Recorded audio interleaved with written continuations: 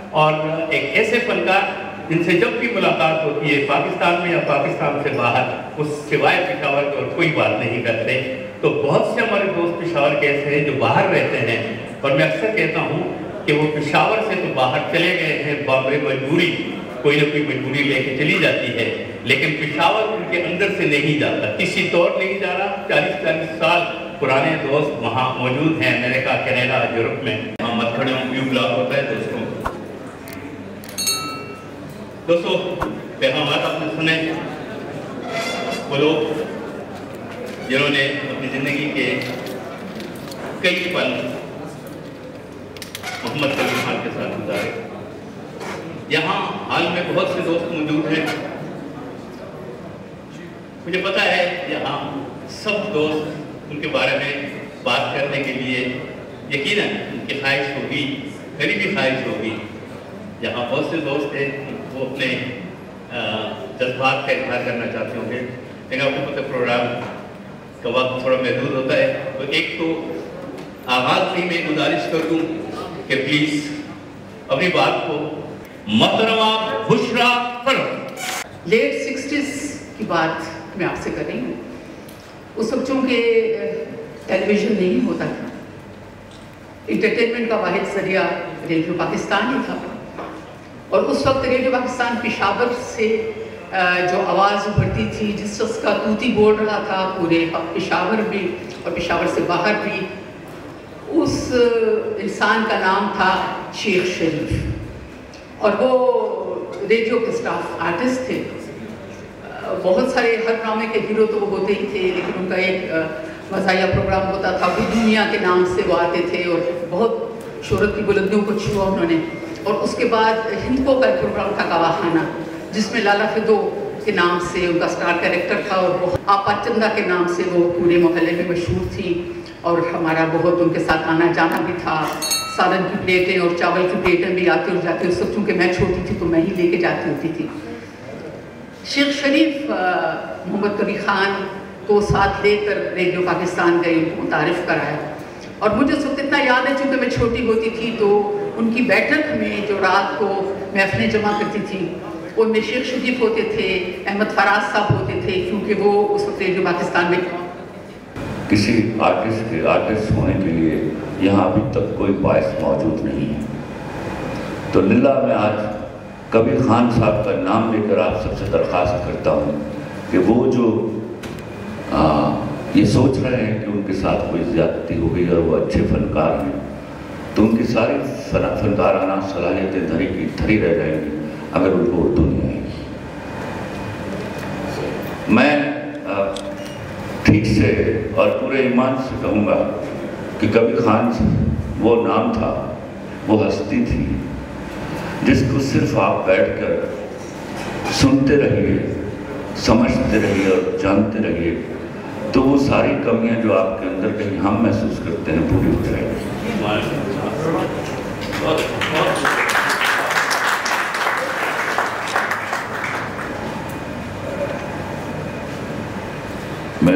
مجھے دکھ ہے، میں آج بیٹھا ہوا اپنے استاد پیرو سے بات کر رہا تھا، عثمان کی زیادہ سے.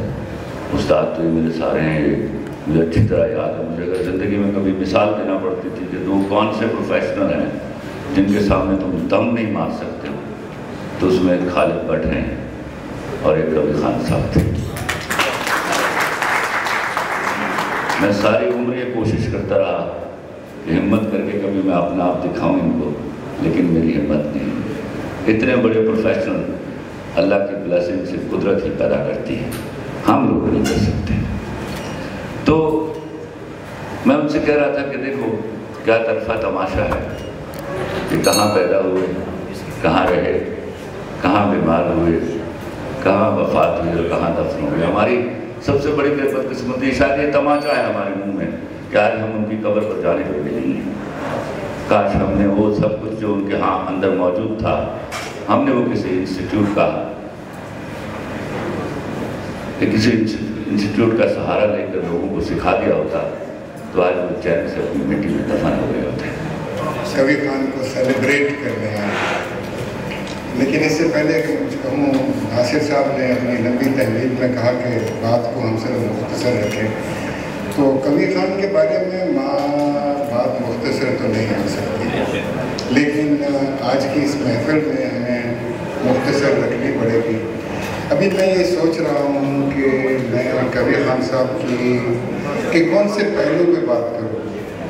یہ کہ وہ ایک بہت ہی عمدہ ریمارکیبل ایکٹر تھے، یا وہ ایک بہت ہی اچھے نفیس انسان تھے، یا وہ ایک بہت عمدہ دوست تھے، کون سے پہلو پہ بات کریں؟ جہاں تک میری یادداشت مجھے پیچھے کھینچ کر لے جاتی ہے، میں اسکول میں تھا جب میں نے پہلی بار کبیر صاحب کو الحمرا آرٹس کاؤنسل کے ڈرامے میں دیکھا، اور اس کے بعد ظاہر ہے گاہے بگاہے ان کو دیکھتے رہے۔ اور ٹیلی ویژن پر اگر آپ کچھ ہمارے دوستوں کو یاد ہو، جب ٹیلی ویژن کی شروعات تھی، اس میں لاکھوں میں 3 ایک پروگرام چلتا تھا جس میں کبیر صاحب نے ڈاکٹر نو کا کردار ادا کیا تھا، which was basically comedy lighter when کے اندر، لیکن کبھی وہ سچ کبھی کی جو ورسٹیلٹی تھی as an actor was remarkable. وہ کسی بھی روپ میں، کسی بھی کردار میں، کسی بھی چیز میں ڈھل جاتی تھی، اور ان کو اپنے کام سے ایک شدت کی حد تک پیار تھا، اور وہ مجھے کہتے تھے کہ یار میں آخری لمحوں تک ٹیلی ویژن کیمرے کو یا اسٹیج پہ آرٹسٹ کو فیس کرنا چاہتا ہوں۔ آئی ڈونٹ وانٹ ٹو کہ میں اس طرح گھر میں بیٹھ جاؤں اور میں کام کروں۔ تو آخری دنوں تک وہ کام کرتے رہے، جب ان کو بیماری نے اجازت نہ دی اور وہ یہاں سے کینیڈا گئے۔ آئی اسٹل ریممبر جانے سے 2 دن پہلے میری ان سے بات ہوئی، وہ کہنے لگے میں بس جلدی آ جاؤں گا، بس جلدی آ جاؤں گا۔ میں سنا ایک اور مومنٹ جو مجھے یاد ہے، کیونکہ کبیر صاحب کے ساتھ میرا اور سمینہ کا بہت کام ہے، ہماری اپنی پروڈکشنز کے اندر کبیر صاحب نے خاص طور پر تھیٹر میں، مجھے یاد ہے کہ ایک میرے والد کا پلے ہے نواب صاحب قبلہ، وہ پلے انوائٹڈ تھا دہلی میں ڈرامہ اسکول کے فیسٹیول میں، اور اس سے پہلے ہمارا اپنا لاہور میں ایک فیسٹیول تھا، وہ آ رہا تھا۔ So I was casting that play, تو میں نے سوچا کہ یہ جو نواب کا رول ہے یہ کبیر صاحب کے لیے لٹرلی ٹیلر میڈ ہے، he is the person who can do this part, nobody else at that time. تو میں نے کبیر صاحب کو فون کیا، میں نے کہا کہ کبیر صاحب یہ ڈرامہ ہے اور 11 پرفارمنسز لاہور میں ہیں اور 4 پرفارمنسز دہلی میں ہیں۔ تو کہنے لگا نہیں بابا میں تھیٹر نہیں کر سکتا، تو بڑا ظالم ڈائریکٹر ہے، تو کس طرح 30 دن میں ریہرسل، یار امپاسبل، میں یہ سیریل کر رہا ہوں، دوسرا گانا کر رہا ہوں، یہ کر رہا ہوں، مجھے ٹی وی سانس نہیں لینے دے رہا۔ میں نے کہا ہے کہاں پہ؟ یار میں شوٹنگ کر رہا ہوں۔ تو میں نے کہا اچھا، تو میں نے تو ملاقات کرنی ہے آپ سے۔ تو کہنے لگا ٹھیک ہے، میں آج نہیں کل نہیں پرسوں آؤں گا تیرے دفتر۔ میں نے کہا نہیں آپ مجھے بتائیے آپ ہیں کہاں؟ تو انہوں نے بتایا کہاں ہیں، تو میں ان کے پاس پہنچ گیا۔ میں نے کہا آپ ذرا دھیمے آرام سے سوچیں، یہ بڑا انٹرسٹنگ پلے ہے، please do this for me. وہ کہنے لگا نہیں میں نے زبردستی ان کو اسکرپٹ پکڑا دیا۔ میں نے کہا چلے نہ کریں آپ ڈرامہ، آپ کم از کم اسکرپٹ کو پڑھ لیجیے گا۔ انہوں نے کہا ٹھیک ہے میں پرسوں آؤں گا تیرے دفتر۔ دوسرے روز جب میں اپنے دفتر پہنچا تو میری سیکرٹری نے مجھے بتایا کہ پچھلے 1 گھنٹے سے کبیر صاحب آپ کے کمرے میں بیٹھے ہیں۔ اب میں اوپر آیا تو کبیر صاحب سامنے اسکرپٹ رکھا ہوا بیٹھے ہوئے تھے، یوں کر کے مجھے دیکھا، مجھے کہتے ہیں تو کر لے ریہرسل کب شروع کرنی ہے؟ میں نے کہا آج کرنی تھی، اب آپ آ گئے تو کل سے شروع کر دیں گے۔ تو میں نے کہا دیکھیے کبیر صاحب، میں نے اس کا سولوشن سوچا ہے کہ کس طریقے سے ہم اس کی ریہرس کر سکتے ہیں اس پلے کو۔ انہوں نے کہا بتا۔ میں نے کہا صبح اٹھنا آپ کا بھی پرابلم نہیں ہے اور صبح اٹھنا میرا پرابلم بھی نہیں ہے، so let start our rehearsal 6 AM in the morning till 11۔ 11 بجے تک کوئی پروڈیوسر جو ہے وہ شوٹنگ نہیں کرتا، آپ سکون سے اس کے بعد جا کے اپنا ٹی وی کیجیے۔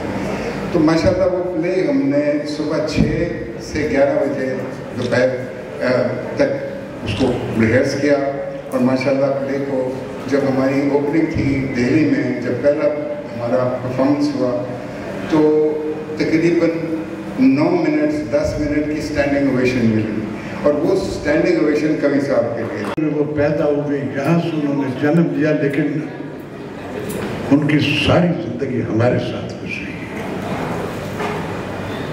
ہم نے اس پرفارمنگ آرٹ کے جتنے اسرار و رموز ہیں انہی لوگوں سے سیکھے. بہت مس کرتے ہیں ہم ان کو. میں آخری دم تک ان سے کہتا کہ بابا کیوں آپ یہ 24 گھنٹے پکے پارٹ بھی جو کراچی کے یہ جو چینلوں کی بھیڑ میں آپ ان میں بھی دکھتے ہو, ڈونٹ ڈو اٹ. تو کہتے تھے یہ انرجی ایکٹیو ہوں راشد, نہیں یہ نہیں ہوگا تو میں رہ نہیں پاؤں گا. بالکل ٹھیک تھا. گئے یہاں سے کینیڈا گئے, کچھ طبیعت خراب تھی اور وہ ایک ٹینور اتنی دیر وہ کبھی باہر ابراڈ جا کے کاموں میں جاتے تھے, لیکن اپنے بچوں کے پاس اتنے دن وہ کبھی بھی نہیں رہے, اس بیماری میں رہے اور پھر وہی کے وہی رہ گئے. اپنے بہت ساری چیزیں چھوڑ کے چلے گئے جو کچھ میرے ذہن میں ہے, کچھ میں نے سامنے اپنا وہ لگا لیتا تھا موبائل اور بیٹھے باتیں کرتے رہتے تھے. اچھا سر پھر کیا ہوا, اچھا سر بتائیے پھر کیا ہوا. تو بہت ساری باتیں کیا کرتے.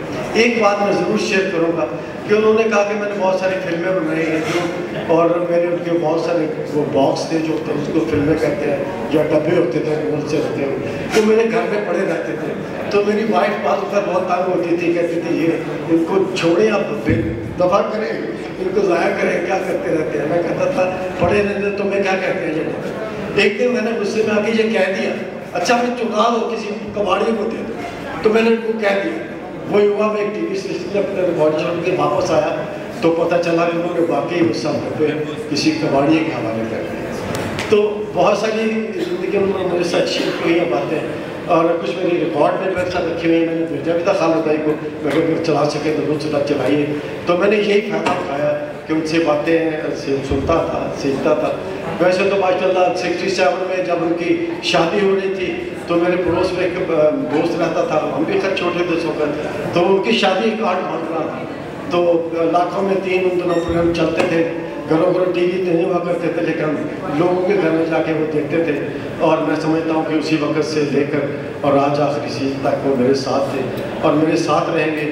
میں جہاں پر بہت سارے اپنے عزیز کاروں کو صبح سورے یاسین بخشتا ہوں, اب سب سے آخری نام جو ہے وہ کبھی خان صاحب کا ہے. میں انشاءاللہ اپنی زندگی کی آخری سانس تک ان کو شہرت یاسین سرو بخشتا ہوں. مگر مجھے پچھلے 15 سال سے کبھی خان صاحب کے ساتھ جب وہ لاہور ہوتے تھے تقریباً روزانہ ملنے کا موقع ملا. تو ہم نے ان کی باتیں سنی, ان کو قریب سے دیکھا. ایکچولی ہوتا یہ ہے کہ ہمارے جیسے جو لوگ ہوتے ہیں جو میوزک کو پسند کرتے ہیں, ایکٹروں کو دیکھتے ہیں, جیسے ہم ان کو دیکھتے ہیں تو لگ بھگ ان کی طرف بھاگتے ہیں کہ جی وہ ایک لمحہ ایسا ہوتا ہے, وہ تو ہمارے ساتھ تصویر کھنچائیں, آٹوگراف دیں, وی گیج دیم ایز ویل کہ وہ ہمارے ساتھ اس لمحے کیا کرتے ہیں, اس کے بعد ہم اسی کو لے کے آگے چلتے ہیں کہ وہ لمحہ. تو کبھی Khan he was never getting tired. کسی کی شادی میں گئے ہیں اور کوئی ان سے تصویریں ظاہر ہے کھنچا رہے ہیں, ابھی بھی ماشاء اللہ سب لوگوں کے ساتھ, وہ جو آ رہے ہوتے ان سے پہلے اٹھ کے کھڑے ہو جاتے تھے کہ میں ان کے ساتھ تصویر کھنچاؤں. Very kind. ان کو نوجوان فنکار بلاتے تھے, ان کی کوئی اناگوریشن غلط نام سے بھی بلاتے چل جاتے تھے, کوئی ذکر نہیں کرتے تھے. اگین مجھے کہتے عجیب لگتا ہے, I am not a super fit. صبح ایک سیب لے کے آتے تھے, گھنٹوں جیب میں رکھتے تھے اور کہتے تھے گھر جا کے کھاؤں گا. That's why he was super fit and smart. باقی he was a great guy, big loss to us. میں نے تو آخری زندگی دیکھی, آپ لوگوں نے بہت کچھ دیکھا. Lucky you guys are. جس سے مجھے شناخت ملی وہ نورینا تھا. تو نورینا کی خوبصورتی یہ تھی کہ اس میں کبھی خان صاحب تھے اور مطلب پہلا سیریل تھا ان کا. تو ہمیں خوشی تھی کہ بھئی ہمیں بھی اب لوگ دیکھ لیں گے. ویسے تو ہم ڈرامے کرتے تھے لیکن ہماری شناخت نہیں ہوتی تھی جب تک کوئی بڑا فنکار نہ. اس سے پہلے ہم نے گروبی ڈرامہ کیا عثمان پیزار صاحب کے ساتھ, بہت کچھ سیکھا ان سے. جب کبھی خان صاحب آئے, وہ تو ایک برانڈ ہے, آخری آدمی, تو سلام دعا کے علاوہ کوئی بات نہیں ہوتی تھی. لیکن جب بھی یہاں سے ہم آؤٹ ڈور کے لیے جاتے تھے تو جب اسکول آتا تھا, گورنمنٹ اسکول جہاں وہ پڑھتے تھے, 10 دفعہ گزرے, 20 دفعہ گزرے, انہوں نے ہمیشہ کہا یہ میرا اسکول ہے, میں نے یہاں پر تعلیم حاصل کی ہے. وہ اپنے اسکول کا ذکر ہر دفعہ کرتے تھے جیسے ہر بچہ کرتا ہے, اور کبھی نہیں بھولے اس راستے سے. ہمارا وہ ڈرامہ خیر ختم ہو گیا. अगला ड्रामा शाखसार हम कर रहे हैं, उसमें वो वालिद का रोल कर रहे हैं। लाहौर से आते पिंडी से मैं अपनी छोटी गाड़ी में कभी अहमदाबाद कभी पेशावर या पेशावर से उनको ले जाता, हमारी बड़ी दोस्ती हो गई। मैंने उनसे पूछा, खान साहब पिछली सीरियल में तो हमारी सलाम दुआ के अलावा बात नहीं हुई और अब हम बहुत अच्छे दोस्त। कहते भाई मेरी आदत है कि मैं कोई मुझसे एक बात करना चाहता है तो मुझसे एक करता हूँ, कोई दो करना चाहता है तो मैं दो करना चाहता हूँ। तुम चूंकि मुझसे करना नहीं चाहते थे, रोल तुम्हारा हिट हो गया था, सरिया तुम में आ गया था, तो इसलिए बड़े सगीर के नाकाबिल तस्कीर फनकारों, अदीबों, शोराए कराम और खिलाड़ियों के शहर पेशावर के वासियों को मेरा सलाम अकीदत और मोहब्बत। अस्सलाम वालेकुम। सबसे पहले मैं ग्रीन स्काई एंटरटेनमेंट वालों का बेहद मशकूर हूँ कि उन्होंने मुझे इस काबिल समझा कि मैं अपने मेंटोर, अपने बाप, अपने भाई, अपने दोस्त, अपने साथी, अपने गाइड मोहम्मद कबीर खान साहब के लिए यहाँ हाजिर हो सकूँ। आप सबका बहुत बहुत शुक्रिया। मोहम्मद कबीर खान यूँ तो मैं आपको ये बताता चलूँ कि हम आखिरी लोग हैं जिन्होंने वो चीज़ें देखी हैं जो हमारी अगली नस्ल ने कभी ज़िंदगी में नहीं देखी। हमारी ये ड्यूटी है, हमारा ये फ़र्ज़ है कि हमने जो कुछ देखा वो अपनी अगली जनरेशन तक पहुँचाएं। मोहम्मद कबीर खान का जो फ़न है उसके बारे में कुछ कहना तो मैं इस लायक नहीं हूँ। वो किसी काबिल थे तो आज हम सब उनके रेफरेंस में यहाँ मौजूद है। मैं उनकी वो बातें आप तक पहुँचाऊँगा जो सिर्फ उनके साथ रहने वालों को पता है, जो उनकी आदत और सकनात वगैरह के बारे में है। मोहम्मद कबीर खान यूँ तो धान पान से दुबले पतले थे, लेकिन फ़न में इतने कवी थे कि बड़े बड़े पहलवाना ने फ़न उनको ज़िंदगी भर चित न कर सके। वो अदाकारों के कायदे आज़म थे। उनके फ़न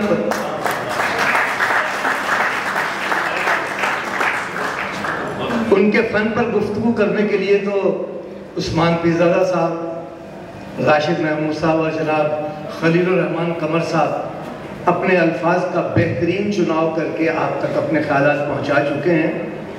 मैं तो उस मोहम्मद कबीर खान को जानता हूं जो अदाकारी से हटकर एक बाप, एक शौहर, एक दोस्त, एक मेहरबान, एक दर्दमंद और एक बेज़रर इंसान था। मैं 1970 फरवरी में मुल्तान से एक्टर बनने के लिए लाहौर आया। उस वक्त मुल्तान में ना तो कोई आर्ट्स काउंसिल का तस्वुर था, ना रेडियो, ना टीवी, और टीवी तो खैर ख्वाब में था, में भी किसी ने नहीं देखा था। 5-6 महीने की स्टूडियो नवर्ती के बाद मैं असिस्टेंट डायरेक्टर हो गया, क्योंकि मैंने सोचा कि मुल्तान वापस नहीं जाना। और मेरे उस्ताद मोहतरम थे S.T. ज़ैदी साहब।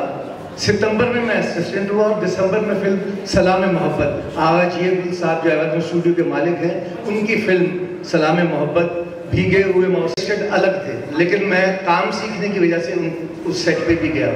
वहाँ मैंने पहली मर्तबा अपनी आंखों से मोहम्मद कबीर खान साहब को देखा जो ज़ेबा बेगम के बाप का रोल कर रहे थे। मैं हैरान था कि इतना स्मार्ट, इतना खूबसूरत, सुर्ख व सफ़ेद रंग वाला नौजवान और रिटायर्ड कर्नल का रोल कर रहा है। फिर मुझे याद आया कि 1967 में तो इन्होंने बहू रानी फिल्म में मोहम्मद अली साहब के बाप का रोल किया हुआ है, जिसमें वो अपनी ही तस्वीर उठा के वो, तो उसके बाद मुझे यकीन आ गया कि नहीं, ये हर तरह के रोल करने पे कादिर हैं, इसलिए इनको हर तरह का रोल मिलता है। और उन्होंने बेटी का बोझ तो उस वक्त किया था जब वो 19 बरस के थे।